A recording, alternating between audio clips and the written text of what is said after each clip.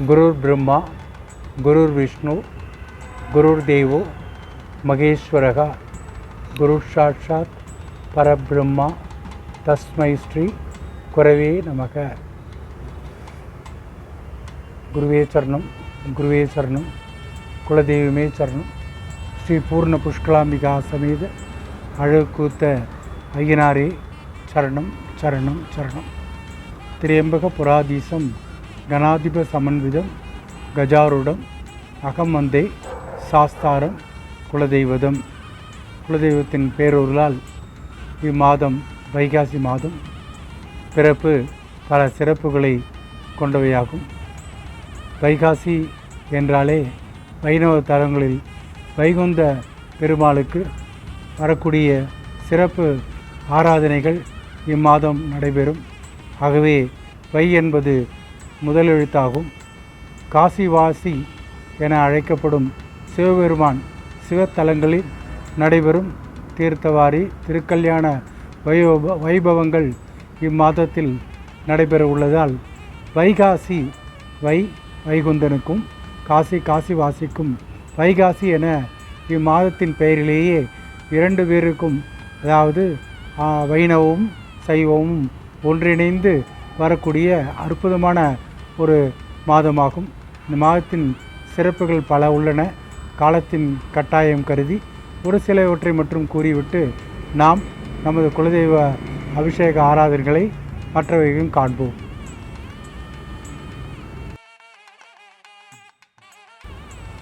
மெய்யன்பர்களே, வைகாசி மாத சிறப்புகளை காண்போம். காலச்சக்கரத்தில் கதிரவன் ரிஷபராசியில் பயணம் செய்யும் காலமே வைகாசி எனப்படும். கோயில்களில் வழிபாடுகளும் திருவிழாக்களும் மேற்கொள்ளும் சிறப்பான மாதம் வைகாசி மாதமாகும்.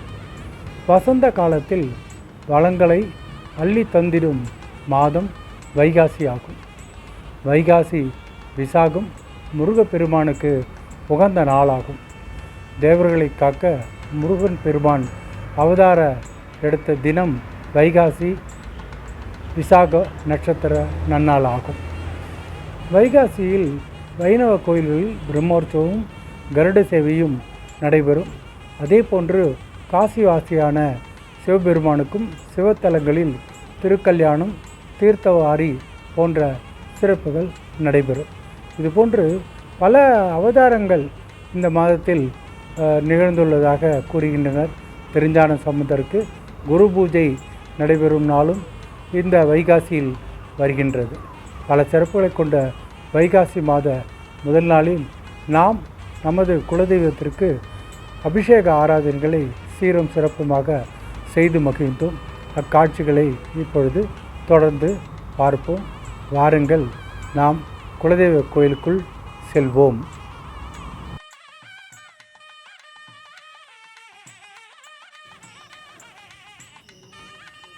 ஆலத்தூர் குலதெய்வம் கோயிலுக்கு வைகாசி மாத முதல் நாள் அபிஷேக ஆராதனை கலந்து கொள்ள தரிசனம் கண்டு மகிழ ஆலயம் வந்துள்ளோம்.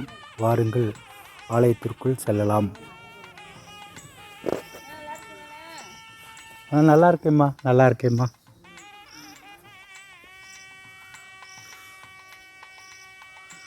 பூத்து குலுங்கும் பூக்கள் புன்னகையுடன் உங்களை வரவேற்கின்றது. வாருங்கள், கோயிலுக்குள் செல்வோம். முதலில் நாம்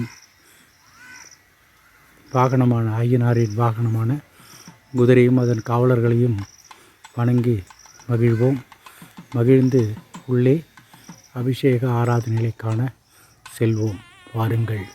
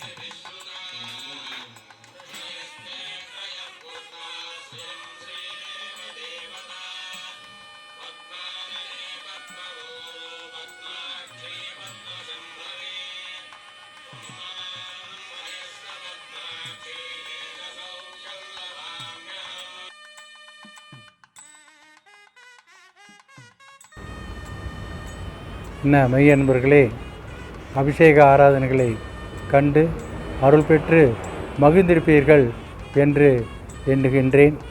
வாருங்கள், ஆலய வளாகத்தினை சுற்றி பார்ப்போம். அங்கு வளர்ந்துள்ள செடிகளையும் மரக்கன்றுகளையும் பகிர்ந்து மகிழ்வோமாக. இதனில் ஒரு விசேஷம், நமது நண்பரும் குலதெய்வக்காரரின் திருவிடை மருத்துவரைச் சேர்ந்த திரு கூத்தப்பிள்ளை, அமரர் திரு கூத்தப்பிள்ளை அவர்களால் நமது ஆலயத்தில் தென்னங்கன்றுகள் வைக்கப்பட்டு வளர்க்கப்பட்டு வருகின்றன. அந்த கன்றுகளில் ஒன்று இந்த மாதம் 3 பாளைகள் ஈந்துள்ளன.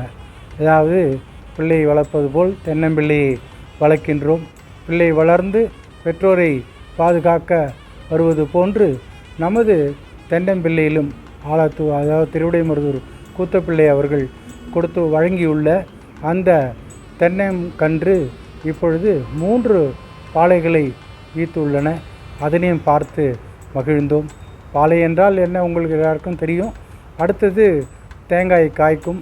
அந்த தேங்காய்களை பறித்து குலதெய்வத்திற்கு நாம் ஆராதனைக்கு பயன்படுத்தி கொள்வோம். இவ்வளவு சிறப்பு மிகுந்த தென்னங்கன்றுகள் பாருங்கள், அதனையும் பார்த்து மகிழுங்கள். மாங்கன்றும் மிகவும் வளப்பமாக வளர்ந்து வருகின்றன. செடி கொடிகளும் பூத்து குலுங்கி நம்மை வரவேற்றன. அனைத்தையும் பார்த்து ரசிக்க அன்புடன் அழைக்கின்றேன். வாருங்கள்.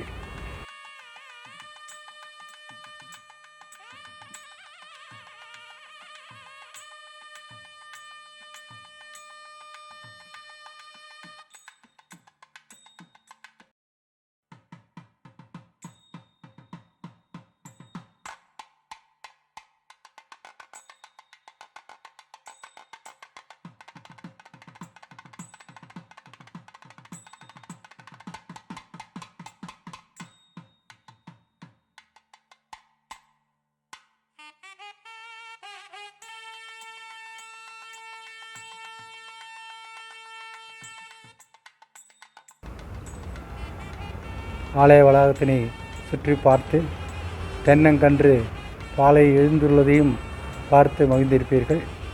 பாருங்கள், இப்பொழுது நாம் ஆலத்தூரில் இருக்கும் ஐராவதீஸ்வரர் ஆலயத்திற்கு சென்று அங்குள்ள சாமி அம்பாள் தரிசனம் கண்டு மகிழ்வோம்.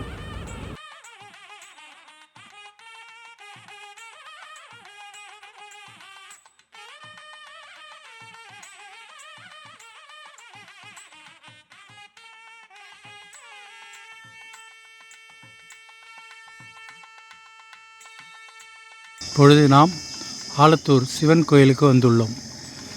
கோயிலில் போய் சாமி தரிசனம் பண்ணலாம். பாருங்கள்.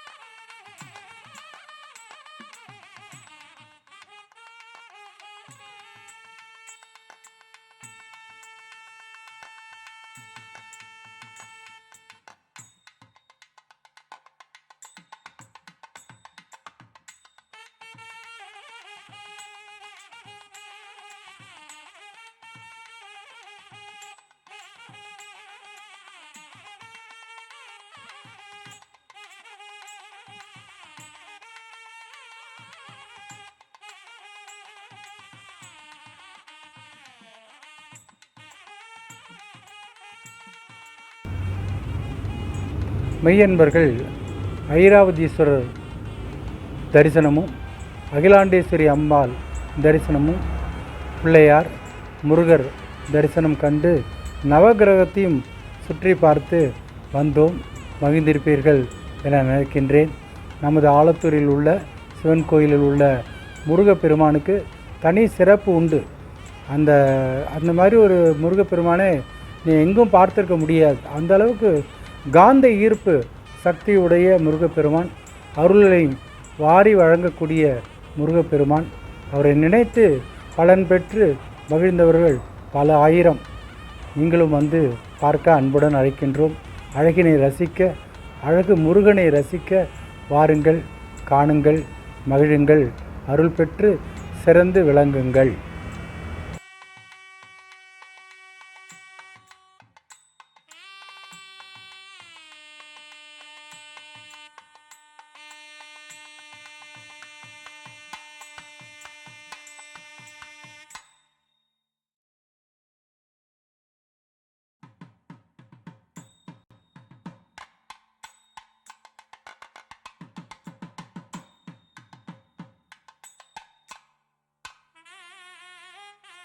நாம் இப்பொழுது ஆலத்தூரில் அகிலாண்டேஸ்வரி அம்பாள் சமேத ஐராவதீஸ்வரர் ஆலயத்தில் உள்ளோம்.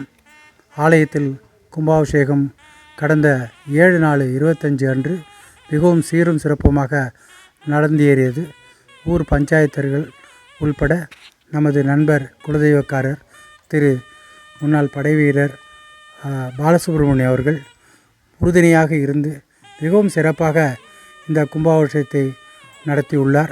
ஊர் மக்கள், கிராமவாசிகள், பஞ்சாயத்தார்கள் மற்றும் கலந்து கொண்டு சிறப்பித்த அனைவருக்கும் நன்றிகளை தெரிவித்துள்ளார். மற்றும் மண்டலாபிஷேகம் தற்போது நடைபெற்று வருகிறது. அதனுடைய பூர்த்தி விழா நடைபெற உள்ளது. அதற்கான அழைப்பிதழை நமது குலதெய்வக்காரரும் முன்னாள் படைவீரருமான திரு பாலசுப்ரமணியம் அவர்கள் நம்மிடையே உள்ளார்கள்.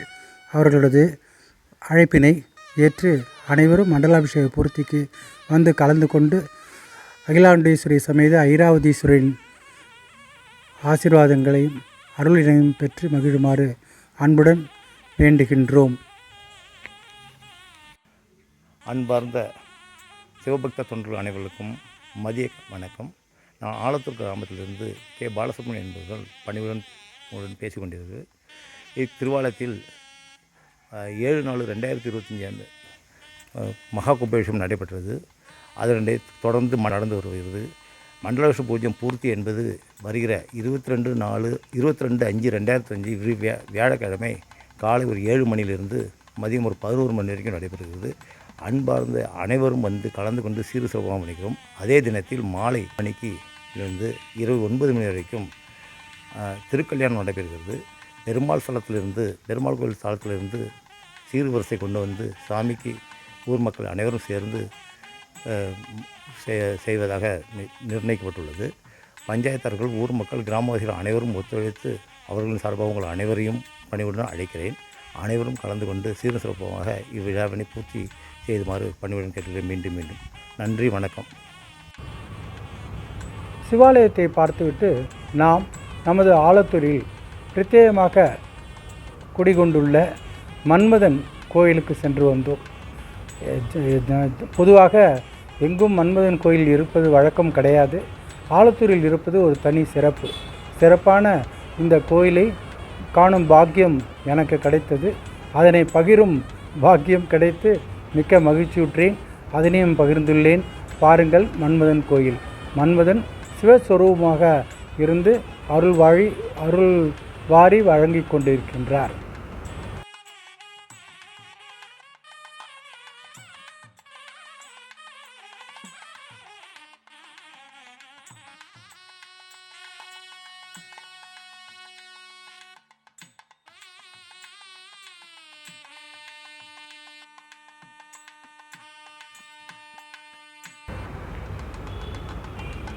மன்மதன் கோயில் பார்த்தீர்களா? சிறப்பான சிவலிங்க ஸ்வரூபமாக காட்சியளித்துள்ளார். இதனைத் தொடர்ந்து நாம் ஊர் திரும்புகையில் ஆச்சாலம்மன், அருள் நிறைந்த ஆச்சாலம்மன் தரிசனம் கண்டு இல்லம் திரும்பினோம். நீங்களும் கண்டுகளிக்க இதில் பகிர்ந்துள்ளோம். பாருங்கள், மகிழுங்கள்.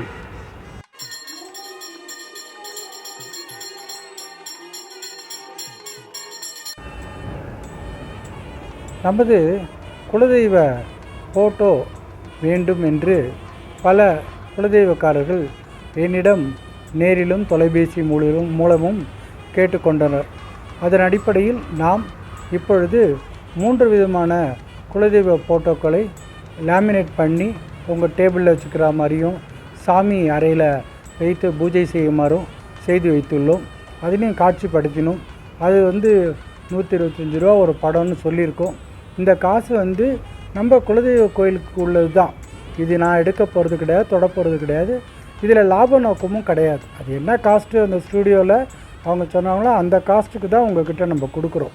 அதனால் நீங்கள் வாங்குவது அந்த தொகையானது நம்ம குலதெய்வ கோயிலின் திருப்பணிக்கு உபயோகப்படுத்தப்படும் என்பதை இத்தருணத்தில் உறுதி கூறிக்கொள்கின்றேன். தேவைப்படுவோர் தயவுசெய்து கூறினால் நாம் தமிழ் மாதம் முதல் தேதி வரும்பொழுது கொண்டு வந்து தருகிறேன். அல்லது தங்களுக்கு தபாலில் அனுப்ப வேண்டும் என்று விரும்பினால் அதற்கான தொகை சேரும். அதற்காக நான் என்ன செய்ய முடியும் சொல்லுங்கள்?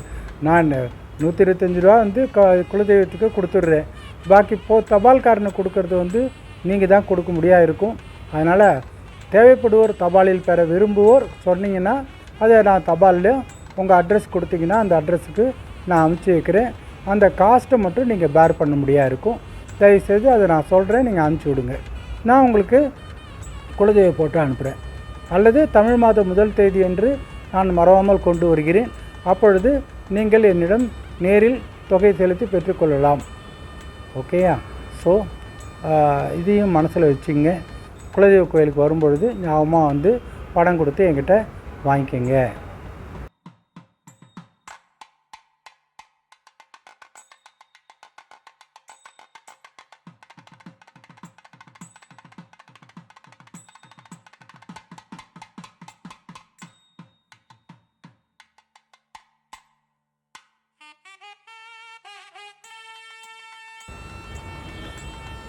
மெய்யன்பர்கள் அனைவருக்கும் மகிழ்ச்சியான செய்தி.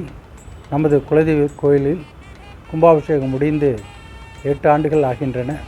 வருஷாபிஷேகம் ஜூன் 22ஆம் தேதி 27ஆம் தேதி வருகின்றது. இன்னும் சரியான தேதி குறிப்பிடப்படவில்லை. சிவாச்சாரியாரிடம் கலந்து கொண்டு உங்களுக்கு பின்னர் அறிவிக்கின்றேன். இதற்கும் ஜூன் 27 தேதி வாக்கில்தான் பூச நட்சத்திரம் வருகிறது. ஆனி பூசம் நம் குலதெய்வத்திற்கு கும்பாபிஷேகமான நாளாகும்.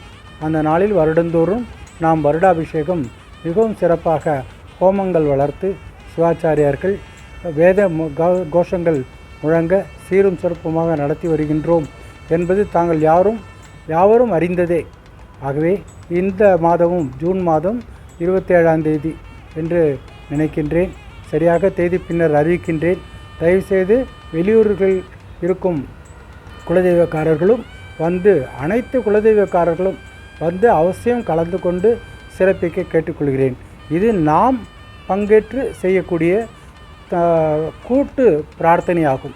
ஆகவே அனைத்து குலதெய்வக்காரர்களும் விடுமுறை நாளாக இருந்தாலும் சரி, விடுமுறை நாள் இல்லாவிட்டாலும் சரி, தயவுசெய்து ஒரு நாள் விடுப்பு எடுத்துக்கொண்டாவது குடும்பத்தோடு கலந்து கொண்டு அருள் பெற்று மகிழுமாறு அன்புடன் அழைக்கின்றேன். வாருங்கள், குலதெய்வ கோயிலில் குலதெய்வத்தின் அருள் பெற்று குதூகலமாக வாழுங்கள்.